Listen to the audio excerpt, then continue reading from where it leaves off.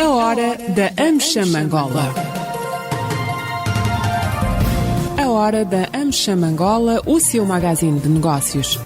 Acompanhe aqui todas as novidades sobre as relações comerciais, educacionais e culturais entre Angola e os Estados Unidos da América.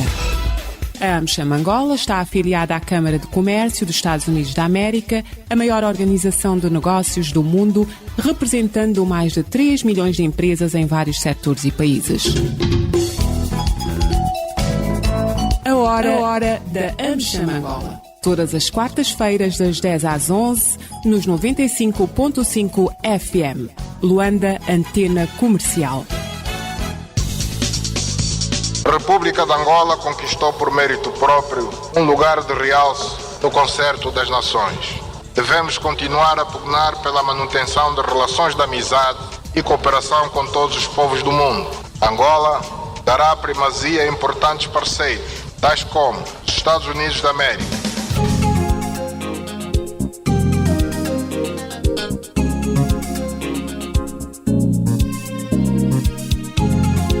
Estimados ouvintes da LAC, votos de muito bom dia, sejam bem-vindos a mais uma edição da Hora da AmCham, o programa que lhe conta o que mais importante se faz e acontece nas relações entre Angola e Estados Unidos. Hoje vamos ter, como é habitual, a segunda quarta-feira de cada mês, o painel de petróleo e de gás que analisa as questões mais prementes do setor petrolífero a nível de Angola e do mundo. Dizer que o preço do petróleo está a marcar a atualidade a nível mundial, porque, segunda-feira, chegou a negociar a $130, estamos a falar do Brent, e encerrou a sessão a $125,05 por o barril de crudo. Já se fala que se negocia nos valores mais altos desde 2014 e, naturalmente, voltou a subir de ontem para hoje 7%. São, diariamente, há subidas muito elevadas, acima de 7%, ou 7 pontos percentuais, como queiram. Muitos são os fatores que a gente tem estado a acompanhar. Vou começar por saudar o nosso painel, começar pelo José Oliveira. José Oliveira, muito bom dia.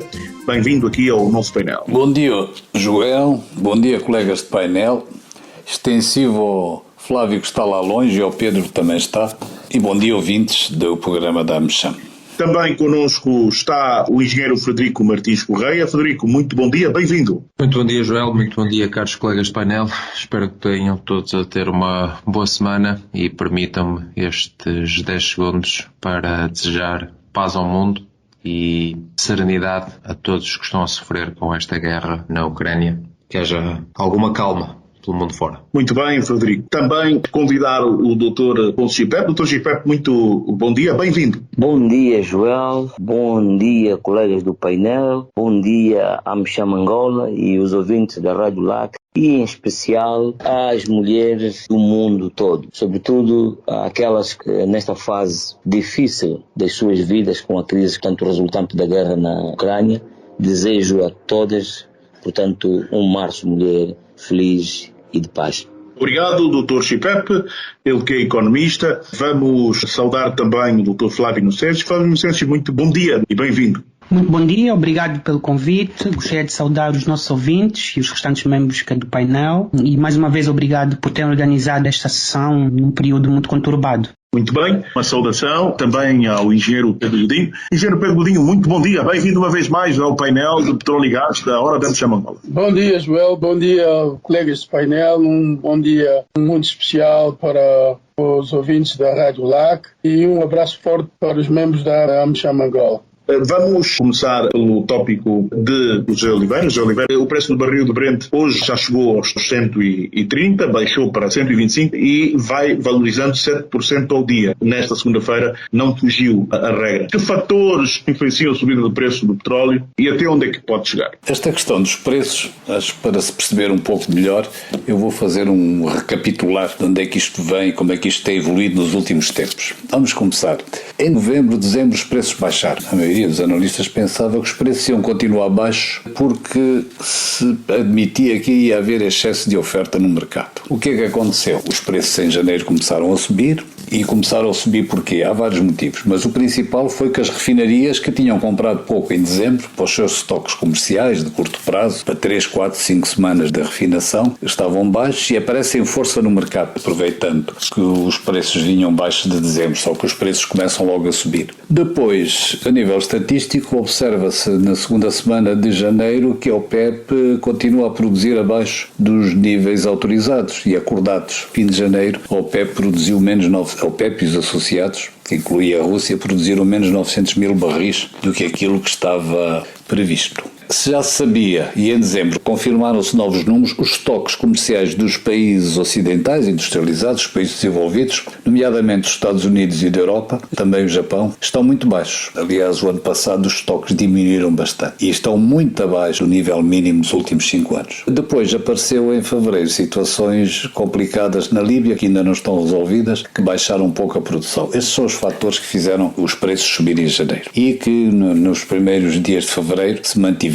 e continuaram a fazer subir os preços. Já havia uma certa influência da tensão nas fronteiras da Ucrânia por causa da Rússia ter tropas à volta do país, mas tudo isto se agrava com a situação de guerra na Ucrânia. Quando há uma situação de guerra, o petróleo é uma matéria muito sensível e os preços sobem. E sobem. Começa a notar é que a Rússia, ainda nos primeiros dias da semana passada não havia sanções contra a Rússia, ainda não há, mas estão-se a discutir algumas, mas não havendo, mesmo sem sanções, estava a ser muito difícil os traders importar o petróleo russo porque nenhum banco ocidental queria emitir cartas de crédito a favor da Rússia. Só alguns bancos russos que não entraram nas sanções do SWIFT. E depois também começou a aparecer outro problema, navios que se recusavam a ser contratados para ir carregar nos portos russos e também problemas com os seguros mais elevados. Bem, isto tudo fez com que a semana passada, nestes últimos 10 dias, tenha fluído ao mercado muito pouco petróleo russo. Ora bem, temos de lembrar que a Rússia exporta entre 4,5 a 5 milhões de barris, entre 4 a 5 milhões de barris de petróleo bruto. Eu digo 4 a 5 porque há umas alturas que aumentam as exportações de refinados. Portanto, além de petróleo bruto, a Rússia exporta também refinados e às vezes tem meses que exporta mais de 1,5 milhão de barris dia de refinados, nomeadamente gasóleo, que a Europa usa muito. Estes últimos dias, esta situação tem-se complicado, os preços aliás já chegaram, há bocado estavam apenas a 123, mas já chegaram, hoje de manhã estavam próximos dos 130. E porquê? Porque se os americanos querem decretar também sanções ao petróleo russo, parece que vão decretar sozinhos porque a Europa, a Alemanha opôs-se determinantemente e com razão. Não se percebe muito bem como é que os americanos que sabem que o mercado colapsa sem o petróleo russo, 6 milhões de barris dia, se juntarmos petróleo bruto e refinados, são insubstituíveis. O que se pensava a certa altura, e por causa dos problemas de pagamento, é que a Rússia ia exportar mais petróleo para a China ia comprar menos petróleo de outros países, mas a Europa ia comprar algum petróleo e alguns produtos à China. Isto há 15 dias era o que se pensava que ia acontecer. Agora está um bocado complicado, se calhar vai acontecer, mas está um bocado complicado com esta ideia dos americanos quererem sanções também ao petróleo russo. E porquê que fica complicado? Porque as capacidades sedentárias que existem no mundo são mais ou menos metade de 6 milhões, portanto são cerca de 3 milhões de barris dia. A Arábia Saudita tem uma capacidade sedentária de 2 milhões de barris dia, que pode em poucas semanas aumentar a sua produção em cerca de 2 milhões de barris dia. Depois os países vizinhos, Emirados, Kuwait e Iraque, juntos podem aumentar a produção entre meio milhão a 1 milhão de barris dia, isto dá 3. O Irão, como está sob sanções, só se as sanções terminassem é que poderia aumentar, e isso deveria, 3 a 6 meses, aumentar as exportações num 1 milhão de barris dia, se as sanções fossem levantadas. Há rumores que vão ser levantadas nas próximas semanas, mas nada de concreto. Ora bem, portanto vamos viver uns tempos muito difíceis. Não se sabe ainda se os americanos decretam só sanções para a importação de petróleo russo para o seu país, ou se querem afetar outros países. Vai ser complicado. Se só for para a importação de petróleo russo para os Estados Unidos, isso não cria grandes problemas ao mercado, porque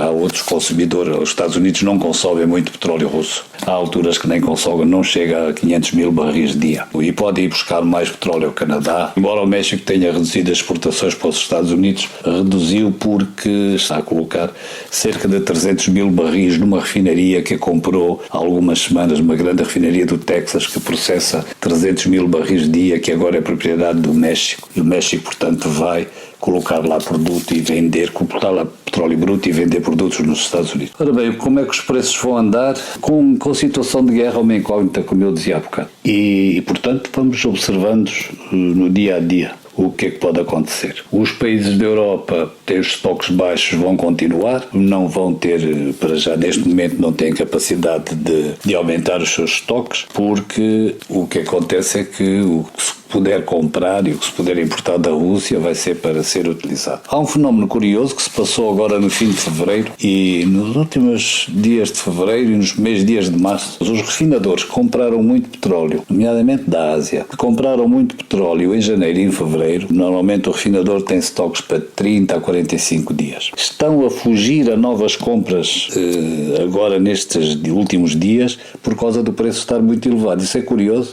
Havendo falta de petróleo no mercado, essa falta desaparece, portanto o mercado está aparentemente em equilíbrio porque os refinadores que a compraram muito em janeiro e em fevereiro estão a retrair-se, a usar os seus estoques e a ver se a situação de guerra, se há o acordo, se há o cessar-fogo e se a situação acalma um pouco para voltarem ao mercado. Isso que tem feito com que não se notava, pelo menos na sexta-feira, que havia grande falta de petróleo no mercado. Agora, o balanço disto tudo, bem, para além de a tendência será, enquanto houver guerra, os preços vão oscilar e podem subir e podem diminuir se houver aumento das exportações russas. Sabe-se que as companhias russas estão dispostas a vender com grandes descontos. Acho que a Shell já fez algumas compras com grandes descontos de 12 e 10, aliás ouvi até falar em baixo, mas o que parece que se confirma é que as companhias aceitam fazer descontos de 10 e 12 dólares por barril. Mas o que nós devemos ter em mente, para além dessa oscilação, e não vão baixar enquanto não se declarar o cessar-fogo, é que vamos pensar à distância, nós vamos entrar numa situação muito complicada económica mundial. Ao tentar sufocar a Rússia, os americanos estão a conduzir o mundo para uma grave crise político-económica nos próximos tempos. E, portanto, temos que estar muito atentos. Se agora os países produtores estão a beneficiar de altos preços, enquanto houver guerra, esses preços vão se manter altos. Quando houver cessar-fogo, vão baixar e depois vamos entrar num período crítico, porque isto vai ter efeitos a médio prazo nas economias mundiais todas. Acho que devemos estar muito atentos para ver o que acontece nas próximas semanas. Mas, Flávio Inocêncio, que fatores influenciam a subida do preço do petróleo e até onde é que pode chegar? Há vários fatores. Nós estamos a viver um período que eu comparo ao período que ocorreu nos anos 70, depois do primeiro choque petrolífero. Portanto, o impacto foi um impacto bastante rápido, olhando para as dimensões do conflito. E, a meu ver, há vários fatores e tenho a certeza que os restantes membros do painel vão falar disso. O primeiro fator é o fator guerra. Portanto, isto cria uma incerteza no mercado, mas, acima de tudo, porque a Rússia é o terceiro maior produtor de crudo do mundo, a seguir aos Estados Unidos e a seguir a Arábia Saudita. E um dos fatores que tem contribuído para o aumento exponencial do preço do petróleo foi essencialmente as sanções, que eu chamo de sanções desproporcionais, no sentido que estão a afetar o globo inteiro, porque a Rússia, além de ser a terceira maior produtora de petróleo do mundo, é uma produtora de gás e está entre as maiores produtoras de commodities do mundo. Portanto, isto está a afetar todo o mercado de commodities, desde o trigo, o ferro, o níquel, portanto, quase todo tipo de commodities estão a ser afetadas pelas sanções, que foram sanções um pouco indiscriminadas, porque não se teve em conta o efeito que isso iria ter nos mercados globais, uma vez que reagiu-se a esta incursão ou invasão russa de uma forma muito rápida, mas sem se pensar nas consequências. E o que tem ocorrido é, o petróleo russo, para muitos dos nossos ouvintes que não sabem, é o petróleo cujo preço de referência são Urals, portanto esse é o preço de referência russo, e para as sanções, apesar das sanções não terem ainda como objeto petróleo e gás russo, as sanções afetaram bancos russos, um conjunto de trading houses que também estavam a colaborar com a Rússia e muitas empresas por efeitos reputacionais e também para antecipar potenciais novas sanções que simplesmente recusaram-se de comprar petróleo russo. E neste momento o Urals, isto foi anunciado pela Bloomberg, tem um desconto de quase $30 relativamente ao Brent. O que é que isto significa para os nossos ouvintes possam perceber, sem ser muito técnico? Isto é, nós temos cerca de 4 milhões de barris de petróleo russo que não estão a ser vendidos como estariam se não houvesse estas sanções. E apesar da administração Biden e também hoje o chanceler alemão vir dizer dizer que as sanções não vão afetar o petróleo e gás, a verdade é que estão a afetar cerca de 70% das exportações de petróleo russo. Então, isto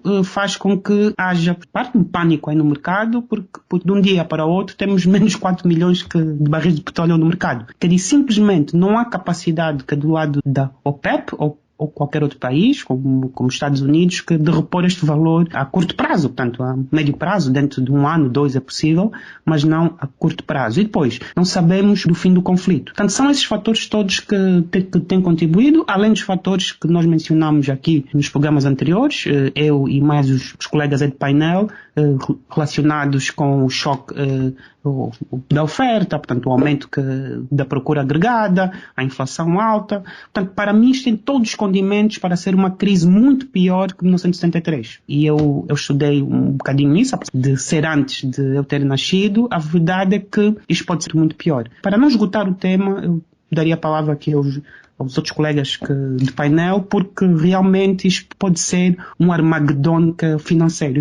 Isto pode ser um desastre para a economia global, isto numa fase que recupera os efeitos pós-Covid. Então, eu estou muito preocupado, como nunca tive desde que entrei neste setor. Muito bem, Dr. Flávio Inocêncio, é um tópico interessante e a expressar a preocupação deste fator, enquanto uns dão festa por o preço estar elevado, naturalmente que há motivos para preocupação. Engenheiro Pedro Godinho, estamos aqui a olhar para esta questão. O preço nesta segunda-feira chegou aos $130 e claramente recuou depois, fechou a sessão em $125,05 e abriu assim ontem, terça-feira, esta sessão de negociação. Mas, engenheiro Pedro Godinho, o que nós gostávamos mesmo de saber, o José Oliveira e o Flávio Inocêncio já aqui explicaram as principais causas e o peso de cada uma das causas, mas queríamos que o engenheiro Godinho explicasse quais os principais fatores a fazerem com que o petróleo nos últimos dias feche a sessão a valorizar mais de 7 pontos percentuais, isso por dia. Será que a guerra, o conflito entre a Rússia e a Ucrânia será o único fator a sustentar os atuais níveis de preço e a fazê-los escalar para cima dos 120, 130? Tivemos que dividir o peso dos diferentes fatores no aumento do preço. Que fatores diria que têm maior peso na atual situação do preço do petróleo? Começaria por dizer, historicamente falando, que com a estratégia que o PEP lançou em 2020, quando o petróleo atingiu os mínimos de 37 negativo, apesar da incidência do Covid, a estratégia que a OPEP lançou foi cortar o fornecimento, reduzir a oferta no mercado. Hoje, com o impacto da Covid, a maior parte dos meios e equipamentos que muito pressionavam no consumo desse commodity, que é o óleo, estavam inoperantes. Quer dizer que as aeronaves, as embarcações e as viaturas estavam inoperantes. E, naturalmente, a OPEP chegou à conclusão que se manter diversos níveis de produção, encharcariam o mercado, como a Arábia Saudita já tinha feito em 2019, quando começou a bombear acima de 2,3 milhões de barris,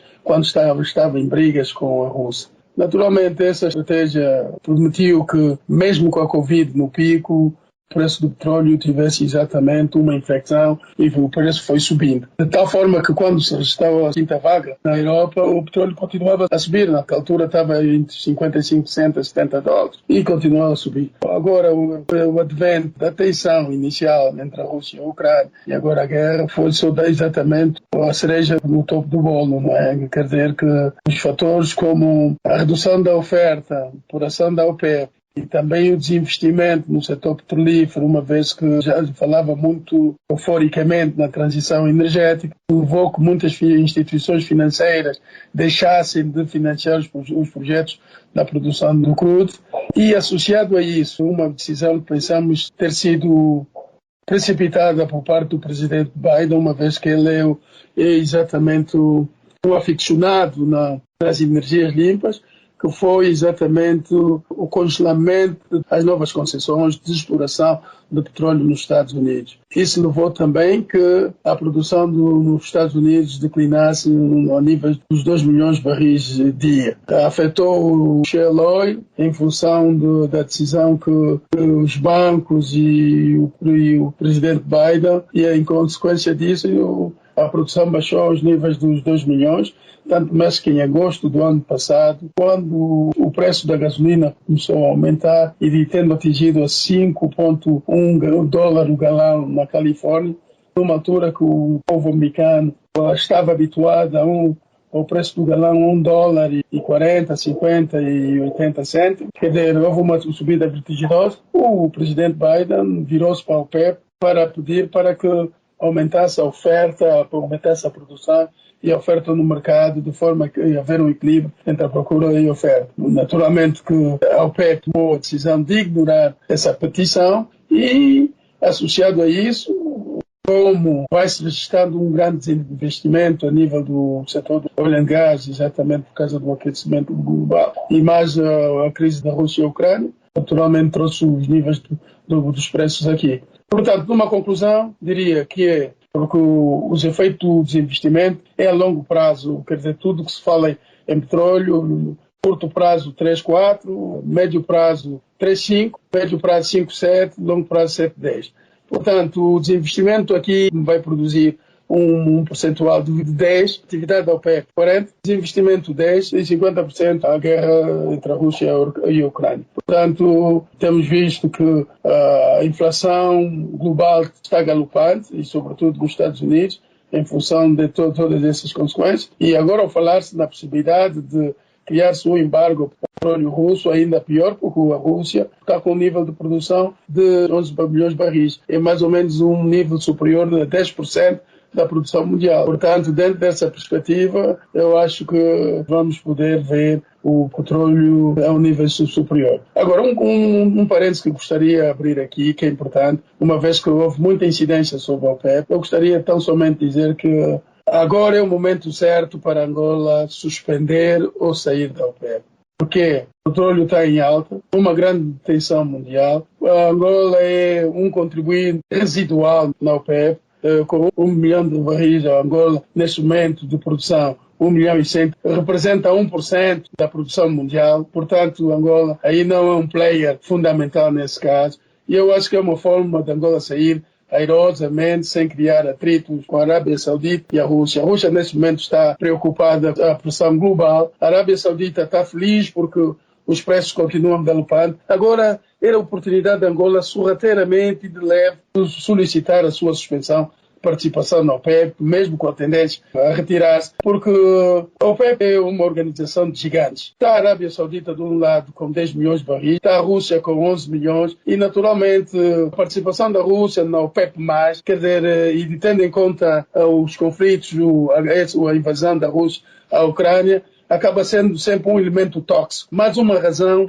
para que a OPEP+ não seja vista com bons olhos. Inicialmente porque manipulam os preços no mercado, a seu belo prazer. E depois, agora, com mais um player que é a Rússia, quase um país que todo mundo quer ver distante em termos de contágio e de toxicidade. Portanto, é o momento ideal, mais acertado, para que Angola abandone a OPEP.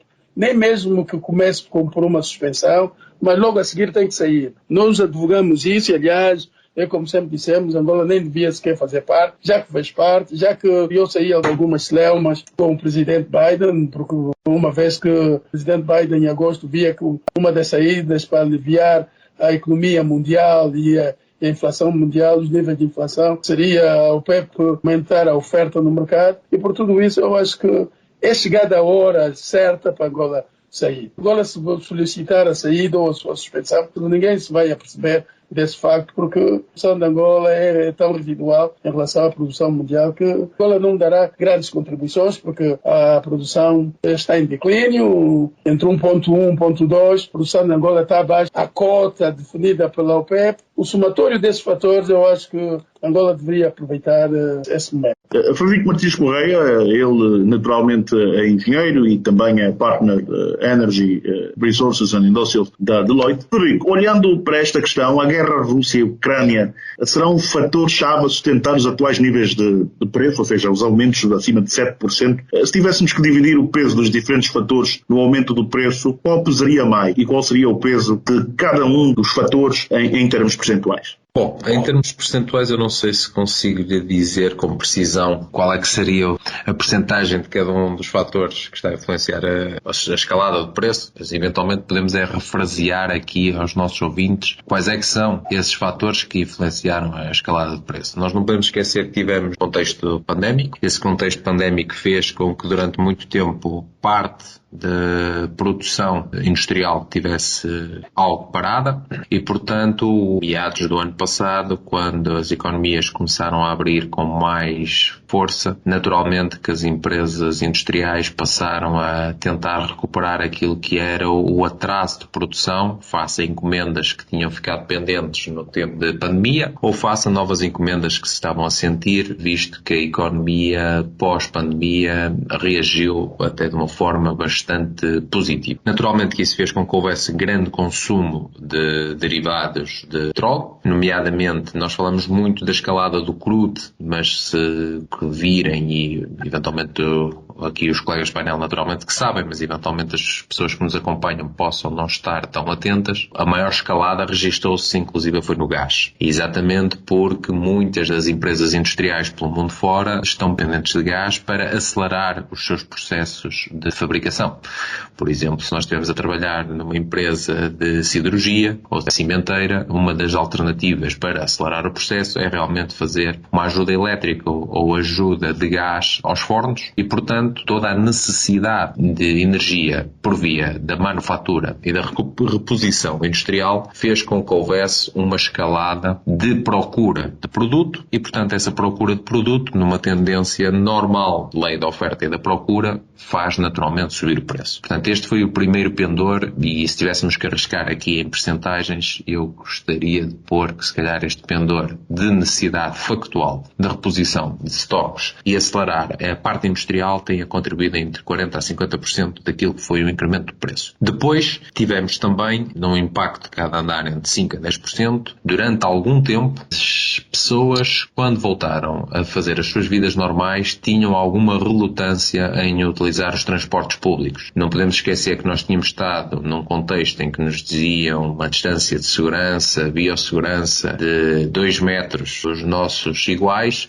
e, portanto, as pessoas a certa altura fez um pouco de confusão a voltar a usar os transportes públicos cheios e, portanto, a voltar a andar na rua com os seus carros, com as suas motos e, portanto, naturalmente que isso também fez com que o consumo, já aqui não industrial, mas o consumo social também tenha subido um pouco. Depois, inevitavelmente, nós sabemos que uma commodity como o petróleo e o gás tem sempre aqui muita geopolítica e se calhar 50% do valor incremental ou decremental, portanto aquilo que vai variando, se calhar tem pendor político. E isso, parafraseando aqui o que dizia o meu colega Flávio, que à medida que foi aparecendo estas necessidades e portanto o preço já escalava de forma natural por maior procura para uma mesma oferta. Juntando o facto de que a OPEP, países produtores de petróleo, tinham determinado controlar a sua produção para proteger aquilo que era o preço durante o contexto pandémico. E desde aí, pouco ou nada abriram ou incrementaram a sua produção, inclusive no contexto OPEP+, em que estão os países que pertencem à OPEP, mais a própria Rússia. Conjugado com aquilo que vinha a ser, já há alguns meses, sinais dados pelo Presidente da Rússia de que poderia haver uma invasão à Ucrânia, que é um pilar base naquilo que é o acesso, mais uma vez, ao gás por parte da Europa, tudo isso foi criando aqui muita turbulência. Naturalmente que agora, mais recentemente, e eu diria que se calhar nas últimas 2 semanas, ou com o princípio de movimento faz 2 semanas que se registrou a invasão da Ucrânia por parte da Rússia, portanto no dia 24 de fevereiro de 2022, nesse dia, com o Ocidente pôr algum travão àquilo que são as relações económicas com a Rússia. E sendo a Rússia o terceiro maior produtor mundial, obviamente que a partir do momento em que as principais operadoras internacionais, os principais consumidores começam a criar um embargo económico à Rússia, têm que suprir as suas necessidades através dos outros potenciais fornecedores. E, portanto, um tema que já vinha a crescer acaba por ter aqui uma alavanca excedente para fazer com que o preço ainda suba mais e, portanto, eu diria que o fenómeno da guerra Ucrânia-Rússia hoje tem, eventualmente, um pendor de 25% a 30% daquilo que foi o incremento do preço e depois os últimos 20% está claramente naquilo que é a incógnita, o pânico, o desconhecido. Todos não sabemos o que é que vai acontecer, estamos todos extremamente preocupados com aquilo que é primariamente a paz e a saúde e as dificuldades que o povo ucraniano está a viver e todas as pessoas que estão envolvidas nesta guerra. E depois, relembro que neste momento já temos mais de 1 milhão de refugiados só na Polónia e, portanto, há muitos anos não se lembra a Europa ter tantos refugiados e, portanto, quando fazemos este paralelismo que o Flávio fez e muito bem com a década de 70, podemos estar numa situação igual e, portanto, esse regime de pânico influencia naturalmente o preço para uma escalada. Naturalmente, quando olhamos para Angola, isso aparentemente é positivo porque, obviamente, que somos um país exportador de petróleo e, portanto, ter um preço mais alto induz que o nosso Orçamento Geral de Estado esteja mais folgado, mas vivemos em sociedade e, portanto, países querem sociedades fortes e um globo forte e, portanto, naturalmente, mesmo estando intimamente ligado ao setor petrolífero, em Angola, eu preferiria ter uma escalada do preço sustentada nos primeiros 50% que eu referi da lei da oferta e da procura e não tanto alavancada por estes últimos 50% que referi relacionado com a invasão da Rússia à Ucrânia. Obrigado, engenheiro Frederico Martins Correia, por esta explicação. Já ouvíamos o Dr. Flávio Inocente e Frederico Martins Correia apresentarem aqui as suas explicações e os seus pontos de vista. Como dizem, a Rússia é o terceiro maior produtor de petróleo do mundo e, naturalmente, a nível das reservas, é o país que tem a 5ª maior reserva de petróleo no mundo. A nível dos consumidores, a Rússia é também o 5º maior consumidor de petróleo no mundo. É um país, como podemos assim dizer, relevante. E se olharmos para as reservas na sua região, ela mais de 50% das reservas na região em que está. Mas vamos buscar aqui a análise económica, chamando o economista Dr. Afonso Chipé, para analisar naturalmente esses dois fatores. O fator do preço estar alto, as médias de preços vão ser altas e está acima do preço de referência no Orçamento Geral do Estado, significa que vamos ter um diferencial do preço do petróleo. Mas, Dr. Chipé, qual o principal impacto da subida do preço para a economia mundial e, em particular, para a economia angolana? E já agora, o que é que se deve fazer com esse excedente do dinheiro que efetivamente vai entrar para os cofres? Joel, estamos diante de um tema de transcendental importância a nível do mundo. Nós, ainda em fase de recuperação da pandemia, Joel, da Covid, a economia mundial assiste uma nova variante, que está a gerar incerteza, mas que desta vez não é a variante alfa, nem a variante beta, nem a delta, muito menos Omicron. Estamos diante da tensão entre a Rússia e a Ucrânia, que, portanto, tornou-se o principal ponto de atualização dos mercados financeiros. Relativamente à sua pergunta, devo, em primeiro lugar, dizer que o petróleo representa 3% do PIB global. Se 3% do PIB global for 2 vezes mais caro amanhã, é claro que isso terá algum impacto na inflação. Mas não acho que seja um fator importante, tanto quando se trata da inflação. Eu acho que a inflação é realmente impulsionada por políticas monetárias que algumas vezes nós dissemos como sendo desajustadas. Nesse contexto, eu julgo que os preços do petróleo não serão só um fator importante quando se trata da inflação, mas é ainda importante, porque o petróleo está basicamente em tudo. Não é um impacto volumétrico, mas impacta o preço de quase tudo que nós usamos. Note que o aumento do preço do petróleo não será visto apenas no posto de gasolina, mas será sentido em praticamente todos os bens e serviços que utilizamos. Como sabe, o petróleo é a matéria-prima, é a fonte de energia e que é usado no transporte de muitas coisas, nos aviões, nos barcos e comboios. Eu julgo que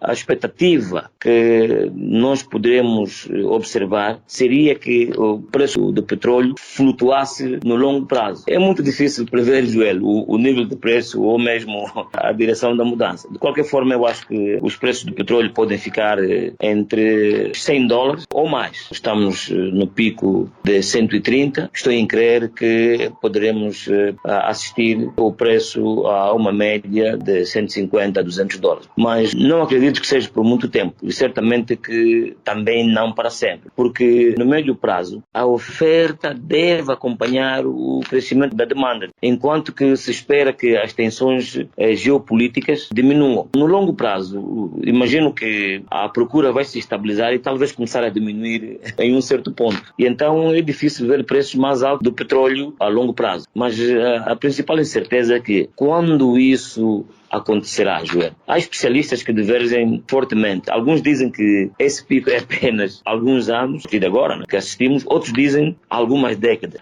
Mas, tendo dito isso, Joel, acho que é um risco de grandes picos, que são temporários, né, para níveis ainda mais altos do que vemos agora, que rondará entre 150 e 200 dólares. Portanto, se a transição energética não for um esforço concertado, né, entre as mudanças do lado da procura, conforme temos estado a debater, e que são seguidas de ajuste do lado da oferta, são muito prováveis que os picos temporários dos preços do petróleo façam forçar a redução sem ajustar a demanda. E isso criará desequilíbrios estruturais que serão difíceis de resolver devido aos ciclos de investimento muito longos para produzir petróleo, Joel. Portanto, há essa pressão para parar de investir na produção de petróleo à medida que fazemos a transição. Mas é verdade que é necessário entender também que precisamos desse suprimento que é o petróleo. Portanto, precisamos encontrar esse equilíbrio com a transição energética entre agora e 2050. Mas a questão é que não é minar a transição, mas a transição precisa ser liderada pelo lado da demanda pelos consumidores, tanto sejam consumidores individuais e industrial. É uma tarefa para cada um de nós e não apenas para o Big Oil. Caso contrário, o risco é que possa ser um futuro bastante errático. Por outro lado também, gostaria de fazer notar que dos fatores que foram enunciados aqui, gostaria de acrescentar ali em relação ao que disse o meu colega, que do meu ponto de vista existem 3 fatores, que é o crescimento econômico em expansão que impulsiona a demanda do petróleo e, em segundo lugar, a oferta limitada do petróleo devido ao longo ciclo de investimento e alocação de capital, que são muito cautelosos. E um terceiro fator são, portanto, as tensões geopolíticas. As tensões geopolíticas entre a Rússia e a Ucrânia, Joel, e o aumento da instabilidade no Médio Oriente aumentam o nervosismo do mercado de petróleo. O outro sim também, que a Rússia é um dos maiores produtores de trigo ao lado da Índia. Por outro lado, temos uma Ucrânia que figura na lista dos maiores produtores de cereais, como, por exemplo,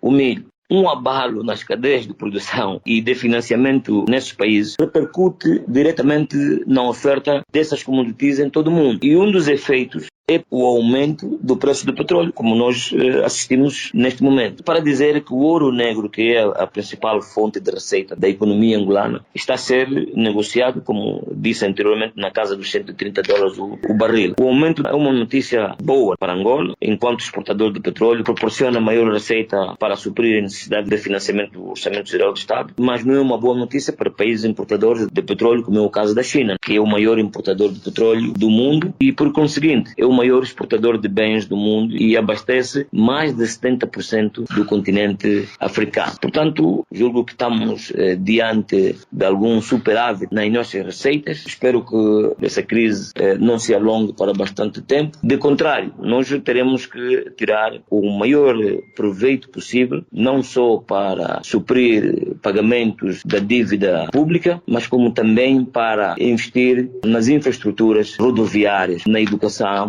na saúde. Mas quero frisar aqui as infraestruturas rodoviárias. Gostaria que o nosso governo tivesse atenção a esse fator, com isso impulsionar o desenvolvimento do nosso país. João. Muito obrigado, Dr. Chifete. Vamos então passar ao momento do debate e puxo aqui para o Flávio Inocêncio. Flávio, acha que este diferencial do preço do petróleo, né, o orçamento foi feito com um preço semanal de $3,58 e hoje o barril, vamos no terceiro mês, e a média é normalmente superior àquilo que foi orçamentado. Com este diferencial que se vai fazer, vamos ter mais receita, por um lado, também vamos ter mais gastos, porque, como disse bem o Dr. Chifete, os grandes consumidores de petróleo e seus derivados são os que mais abastecem o mundo nas diferentes matérias-primas. Significa que os barcos, se o preço do petróleo e seus derivados aumenta, naturalmente que o transporte, seja por barco, avião ou outros meios, vai se tornar mais caro e com isso os produtos também chegam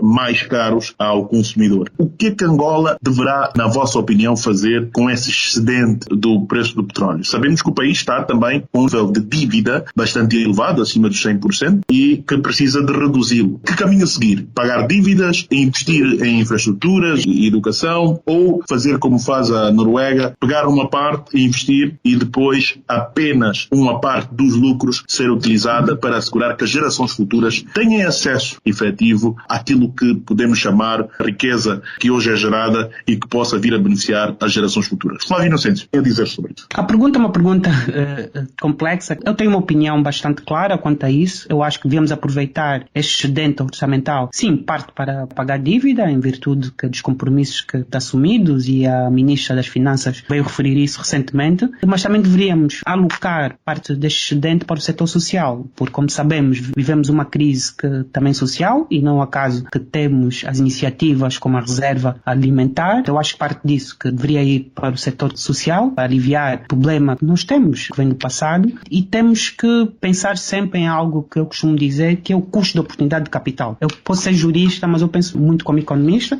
porque fiz muitas cadeiras de economia. Este setor em especial, eu olho muito pelo prisma econômico. Portanto, o que é que isso quer dizer? O custo de oportunidade de capital. Essencialmente nós temos que pensar que $1 gasto, ou equivalente em Kwanza, é $1 que podia ser melhor gasto em outro projeto alternativo, se esse dinheiro for eventualmente desperdiçado. Nós temos que ter isso em conta. Temos que aprender a gastar bem o dinheiro. E, de segundo ponto, temos que cortar as ineficiências, a burocracia, a corrupção, para se evitar os erros do passado. Mas eu, quanto a excedente, sou bastante claro. Eu acho que deveria ir parcialmente sim para pagar dívida, mas essencialmente devíamos prestar atenção ao setor social, e numa estratégia que de longo prazo, mas isso dá debate, obviamente que temos que pensar naquilo que o Joel falou, que é a equidade intergeracional. Que é o petróleo é nosso, mas também dos nossos filhos, é dos nossos netos e é das gerações futuras, e é um bem não renovável que tem um impacto ambiental também terrível. Então temos que pensar nisso tudo quando pensamos em políticas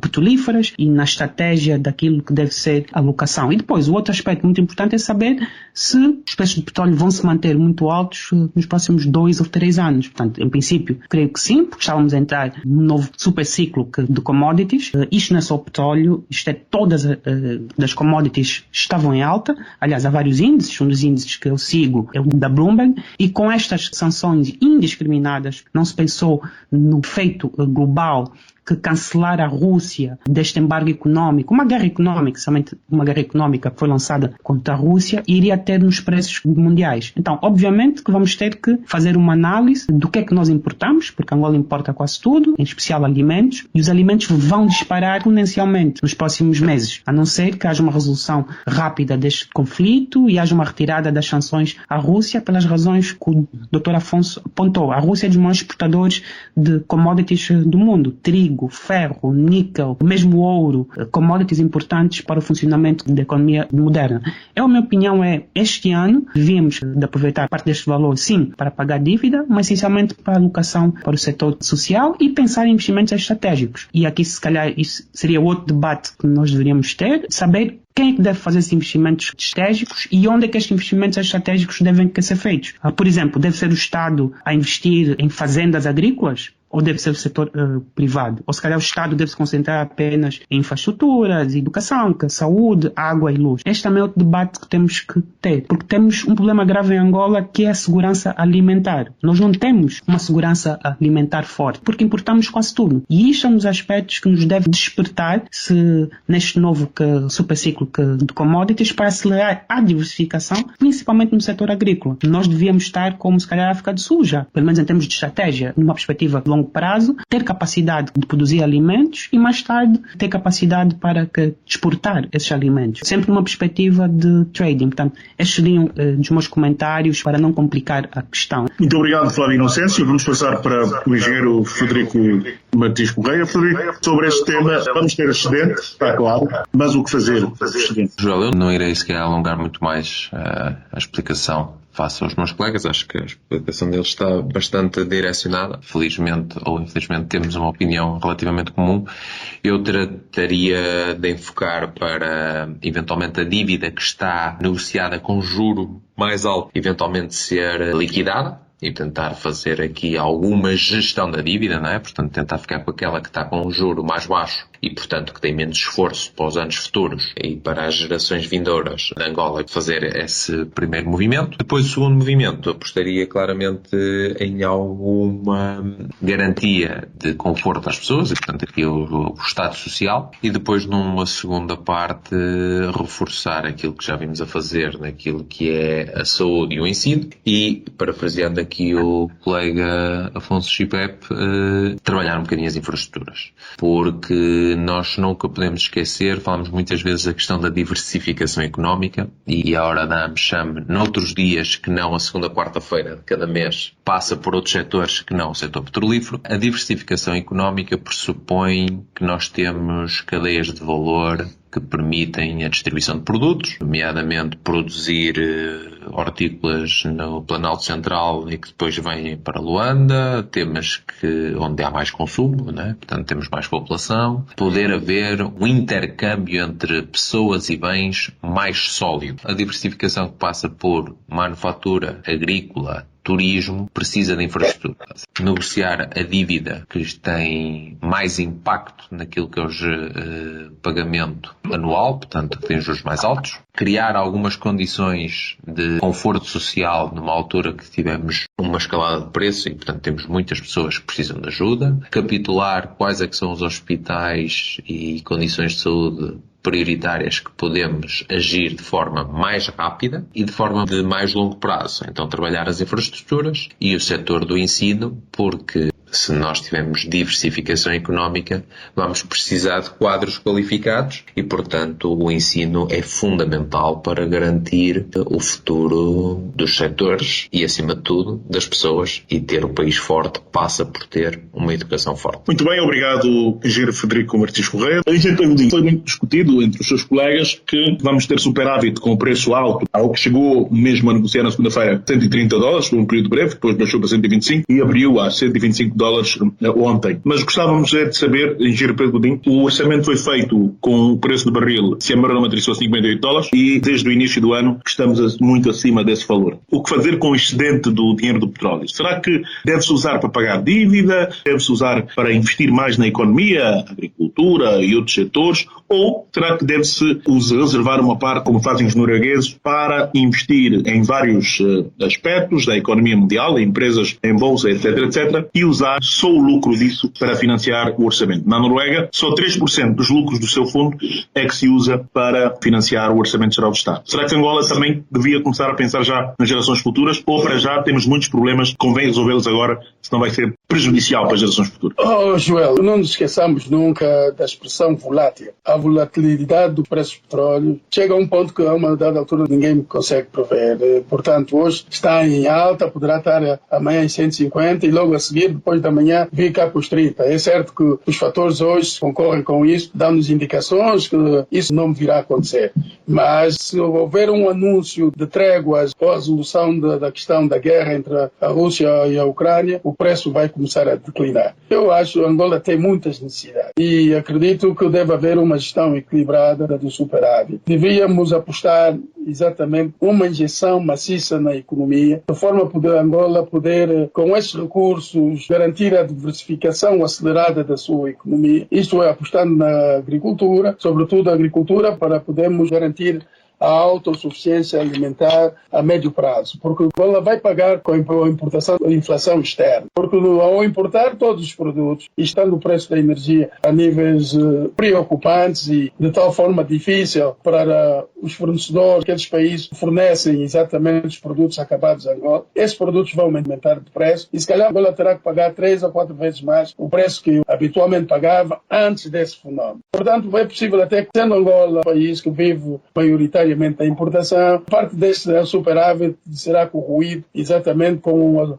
a subida dos preços por parte dos países fornecedores. Isso é número. Para minimizarmos esse impacto, temos naturalmente que começar a consumir produtos fornecidos, made in Angola e produzidos em Angola. Se isso vier a acontecer, Angola vai reduzir bastante o impacto do efeito da inflação importada, que é originada pela subida exponencial do preço do petróleo no mercado mundial. E, ao mesmo tempo, para dar vida à economia, Angola tem que usar parte desses recursos para pagar dívidas, sobretudo domésticas, de modo a poder salvar aquelas empresas nacionais angolanas que, neste momento, já estão em função da Covid e da crise econômica. Muitas delas estão em estado de coma, outras coma induzido, outras em estado de convalescência. Havendo um pagamento da dívida doméstica, vai haver muito mais recursos a circular na economia e vai oxigenar aquelas empresas que neste momento estão asfixiadas. E porque qualquer economia de mercado só é sustentável quando tem empresas fortes. Enquanto tivermos empresas moribundas e debilitadas, naturalmente a economia não reage, não se desenvolve. Portanto, como conclusão à tua pergunta, é importante que olhemos na dívida, sobretudo doméstica, se Angola poder negociar a bom termo o pagamento das dívidas externas, melhor ainda, mas a dívida doméstica tem que ser paga para poder aliviar e oxigenar as empresas angolanas. E outra parte, injetá-la na economia de forma a garantir que haja pelo menos a suficiência alimentar. Houve um aumento da produção agrícola, porque temos terras férteis, temos bastante água, o clima está favorável. Eu acho que é importante que o nosso executivo concentre-se ali. E, naturalmente, não aconselharia nessa fase, dada a volatilidade do preço do petróleo, fazer uma revisão do orçamento, porque devemos aguardar para ver como vai evoluir a guerra na Ucrânia e depois daí vemos então qual será a tendência do preço nos próximos tempos. Muito bem, engenheiro Pedro Godinho, muito obrigado pelo seu contributo. Vamos então desejar a continuação de excelente quarta-feira. Obrigado, Joel. Até a próxima. Chipep, vamos fechar depois de ouvir os seus colegas de painel. A conclusão chega e que recomendações acredita que devem ser feitas no final? Em relação às recomendações, que este superávit tenha algum impacto nos investimentos verdes, agricultura intensa, quero-me referir à segurança alimentar e também ao conteúdo local. Eu julgo que está aí uma oportunidade ímpar para reinvestirmos no setor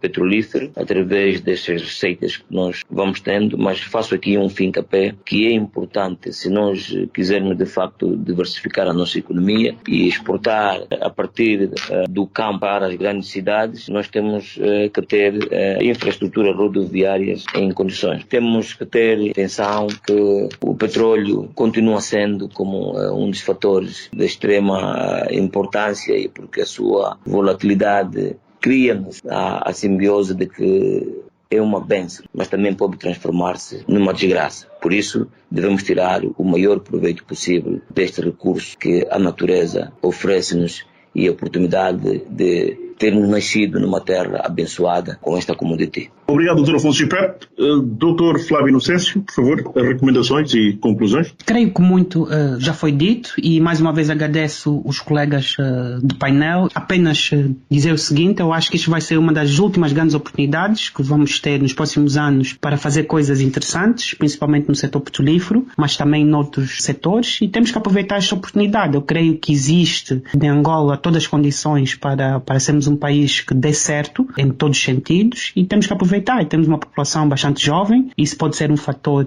atrativo. E para a relação entre os Estados Unidos e de Angola, uma vez que nós estamos a falar aqui no programa da MCHAM, nós já vemos que com as sanções à Rússia, que os Estados Unidos já começam a preocupar-se com outros países produtores, pode ser uma oportunidade que também para o setor petrolífero angolano, para que as multinacionais americanas olhem de novo para Angola como um destino atrativo. Agora, não esquecer os outros setores, infraestruturas, como foi dito, da agricultura, outros fatores que no fundo são fatores importantes, como termos instituições fortes para que não se cometam os erros do passado. E mais uma vez, obrigado pelo convite. Obrigado, Dr. Flávio. Vamos passar para o engenheiro Frederico Martins Correia. Eu assim colocaria mais uma questão. Será que este preço alto do petróleo, Angola está numa fase de desenvolvimento, tendencialmente a desenvolver projetos petrolíferos em tempos de preço baixo é bom, porque é mais fácil depois de recuperar o investimento. Desenvolver produtos petrolíferos em tempos de preços altos é ou não um constrangimento para um país que quer atrair mais investimentos e, claro, acelerar a exploração? Penso que não, João. Penso que, quer dizer, nós nos últimos tempos, a Agência Nacional de Petróleo e Gás, em conjugação com a tutela, com o IRANPET, vinha a fazer um trabalho de garantir que as principais operadoras internacionais mantinham a sua presença. Durante o Covid, muitos dos projetos de capital intensivo, falamos aqui no estudo de viabilidade de novos poços petrolíferos, portanto, no desenvolvimento desses poços até que depois consiga estar em produção, tinham sido abrandados ou muitas vezes até parados e a agência e o Miranpet vinha a fazer um trabalho de meses a um ano para capitalizar que essas empresas ficassem no país. Muitas delas renovaram esse voto de confiança a Angola e, portanto, que agora, para essas que tomaram a decisão de estar cá com petróleo a 65, 70 dólares, foi quando mais ou menos aquilo que era o preço médio quando essas decisões foram tomadas. Hoje o preço estar mais alto ajuda àquilo que é a proficiência das pessoas que têm lá e aquilo que é o lucro que conseguem tirar da exploração que estão a fazer. Eu acho que aqui passa por pegar naquilo que nós já falamos de outras vezes, que é, eventualmente, algum trabalho de regulação que permita motivar estas empresas que estão no setor a fazer investimentos paralelos, ainda que naturalmente no setor de energia, mas se calhar não tanto focado naquilo que é a exploração e produção de crudo, mas eventualmente fazer alguns investimentos em energias de transição. Falo do gás, falo em fazer alguns investimentos, se calhar, em solar, falo em, se calhar, fazer alguns investimentos em eólica e isso conjugar com aquilo que os meus colegas de painel, e eu mesmo falei há uns minutos atrás, com as outras recomendações que demos. Se nós conseguimos ter mais infraestrutura de estradas, como dizia o Afonso bem, que é importante, se nós tivermos uma zona agrícola que depois perto tem uns painéis solares que permitem ter logo o consumo de energia resultante desses painéis solares para fazer o regadio dessa exploração agrícola, naturalmente que vamos estar a alavancar o desenvolvimento económico para a frente. Eu gostava realmente de reter aqui uma frase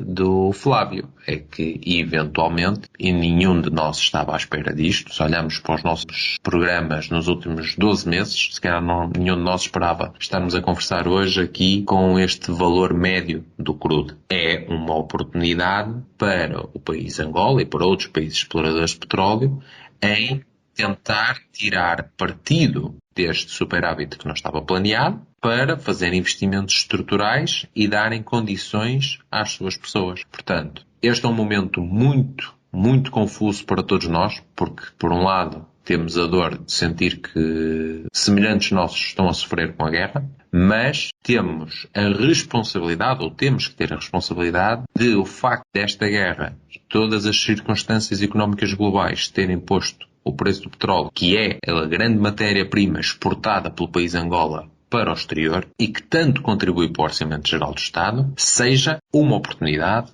para, com responsabilidade de todos que somos atores no setor petrolífero e todos que temos responsabilidades de gestão ou a capacidade de influenciar essa gestão positivamente, garantir que isto é uma oportunidade de criar um futuro melhor para a sociedade angolana através de o fazer acontecer as outras recomendações que aqui falamos. Muito obrigado, engenheiro Frederico Martins Correia. Obrigado também ao Dr. Flávio Inocêncio, Dr. Afonso Chipep e também ao nosso José Oliveira. A todos, continuação de excelente quarta-feira. Este painel regressa no próximo mês, este programa na próxima quarta-feira. Todos, muito obrigado. Continuação de excelente semana e até a próxima. A hora da AmCham Angola. A hora da AmCham Angola, o seu magazine de negócios. Acompanhe aqui todas as novidades sobre as relações comerciais, educacionais e culturais entre Angola e os Estados Unidos da América. A AmCham Angola está afiliada à Câmara de Comércio dos Estados Unidos da América, a maior organização de negócios do mundo, representando mais de 3 milhões de empresas em vários setores e países. A hora da AmCham Angola. Todas as quartas-feiras, das 10 às 11, nos 95.5 FM. Luanda, Antena Comercial.